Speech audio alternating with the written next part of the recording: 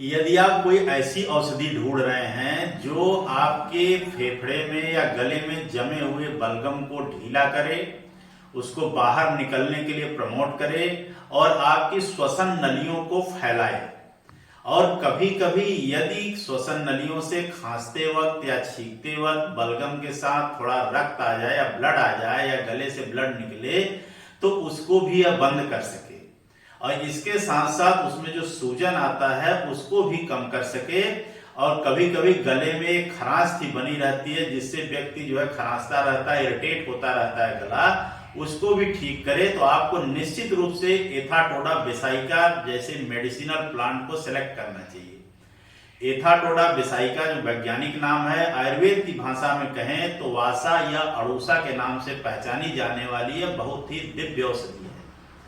यह इतने कामों को करती है, बलगम भी ढीला करती है, उसको बाहर भी निकालती है, श्वसन नलियों को फैलाती है, और कहीं ब्लीडिंग हो रही हो तो उसको भी चेक कर देती है, और साथ में गले में जो खराश है, इरिटेशन होती है, सूजन आती है, इन्फ्लेमेशन हुई रहती है, उसको भी यह ठीक करती है। तो आइए हम बात करते हैं इस दिव्य औषधि की। यह सर्व सामान्य है और ज्यादातर रेलवे लाइन के किनारे पर या ऐसे स्थान जहां पर खेती वगैरह नहीं होती है वहां पर, या उनके टीले पर, वीटा पर, या इस तरह स्थानों पर, वीरान पड़े स्थानों पर बहुत ज्यादा मात्रा में मिलती है। इसका फूल सफेद रंग का होता है, पत्तियां अमरूद या आम जैसी होती हैं, छोटी झाड़ी, छोटा छुप होता है और काफी क्लस्टर में या बंच में उगता है। फूल बिल्कुल सफेद जैसा इस तरीके का मुंह होता है, सिंहास मुखा इसीलिए कहा जाता है क्योंकि देखने में शेर के मुंह जैसा होता है।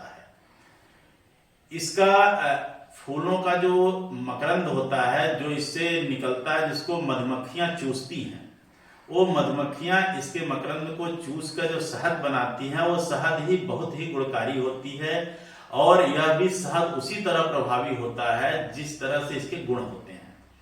तो मधुमक्खी का इस तरह से निकला हुआ शहद, इस पौधे से जो मधुमक्खियां रस चूस के शहद को बनाती हैं, तो इस तरह से निकला हुआ शहद यदि मधुमक्खी पालन वालों से आप मैनेज कर लें तो अड़ूसे की शहद उनसे कहेंगे तो देंगे। अड़ूसे की शहद वाकई बहुत ही अच्छी होती है और ज्यादातर इसी सीजन में निकाली जाती है। अब इस औषधि का उपयोग कैसे करेंगे? इसके शहद का प्रयोग करें या इसकी 4 से 5 पत्तियां को कूट कर 1 कटोरे पानी में बॉयल करें। पकते पकते जब 1/4 रह जाए यानी 1 कप रह जाए तो छान कर रख लें। नॉर्मल रहने पर उसको ऐसे पी जाए या शहद मिला के पिए, लेकिन ध्यान रखें कि काढ़ा गर्म न रहे। जब नॉर्मल हो जाए टेम्परेचर तभी शहद मिलाएं, और अगर अड़ूसे वाली शहद मिला के लेते हैं तो बहुत फायदेमंद होगा। अदरक और काली मिर्च की थोड़ी मात्रा भी इसमें मिला सकते हैं।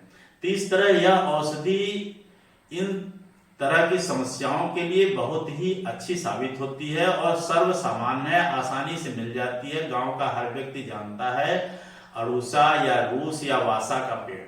वासा के नाम से बहुत सारे प्रिपरेशन, आयुर्वेदिक प्रिपरेशन ही मार्केट में उपलब्ध हैं। कई फार्मास्यूटिकल कंपनियां भी बनाती हैं, कई तरह के कफ सिरप भी बनाए जाते हैं, या जो भी प्रिपरेशन खांसी के लिए या कफ के लिए बनाए जाते हैं उसमें अड़ूसा निश्चित रूप से डाला जाता है इन्हीं गुणों के कारण। साथ ही साथ अड़ूसे का एक और विशेष फायदा हो जाता है, जैसे किसी को ब्लीडिंग पाइल्स है या शरीर में इंटरनल कहीं ब्लीडिंग हो रही है तो उसको भी यह चेक कर देता है। तो इस तरह इसके ढेर सारे फायदे हैं। बहुत सामान्य सी यह सर्वसुलभ औषधि है जिसको आप जानकर इसके बारे में आप पता करके इसका प्रयोग कर सकते हैं। साथ में निर्देश यह है कि औषधि का प्रयोग करने से पहले अपनी समस्या के अनुसार चिकित्सक से एक बार सलाह अवश्य ले लें। हो सकता है आपकी समस्या इससे जुड़ी हो या हो सकता है कोई और समस्या हो, जैसे अगर ब्लड आ रहा है गले से या खांसी से या बलगम के साथ तो हो सकता है ट्यूबरकुलोसिस या कोई और समस्या हो। इसलिए पहले इवैल्यूएट कराएं, डॉक्टर की सलाह लेकर ही औषधि का प्रयोग करें। धन्यवाद।